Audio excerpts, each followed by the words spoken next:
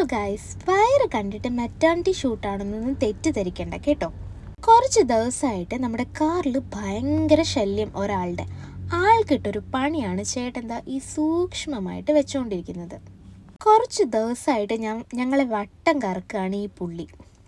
ഈ കെണി വെക്കുന്നതിന് തലേദിവസം ചേട്ടൻ രാത്രി പമ്മി വന്ന് നോക്കിയപ്പം ചെക്കൻ്റെ കളി ഈ സ്റ്റിയറിങ്ങിൽ തന്നെയായിരുന്നു.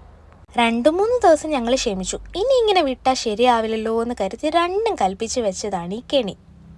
ഓരോ ദിവസം ചെല്ലുമ്പോഴും ചെക്കൻ്റെ കളികൾ കൂടിക്കൊണ്ടേയിരുന്നു. സീറ്റ് കീറാൻ തുടങ്ങി, വയറ് പൊട്ടിക്കാൻ തുടങ്ങി, അങ്ങനെ ഓരോരോ കുരുത്തക്കേട് ചെക്കൻ ഉണ്ടാക്കി തുടങ്ങി.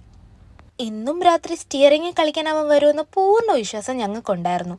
അതുകൊണ്ട് തന്നെ ഡ്രൈവർ സീറ്റിൻ്റെ താഴെ തന്നെ വെച്ചു നമ്മുടെ കെണി.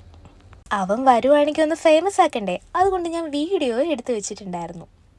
കാറിൻ്റെ സീറ്റിൻ്റെ താഴത്തെ അഴുക്ക് നിങ്ങൾ കാര്യമാക്കണ്ട കേട്ടോ. ഇവനെ ഒഴിപ്പിച്ചിട്ടേ ഇനി കാർ വാഷ് ചെയ്യത്തുള്ളൂ എന്ന് ചേട്ടൻ്റെ ശബ്ദമുണ്ട്. ഇവൻ കുറച്ച് കീറി വെച്ചേക്കുന്നത് ഞാനിവിടെ കാണിച്ചു തരാവേ.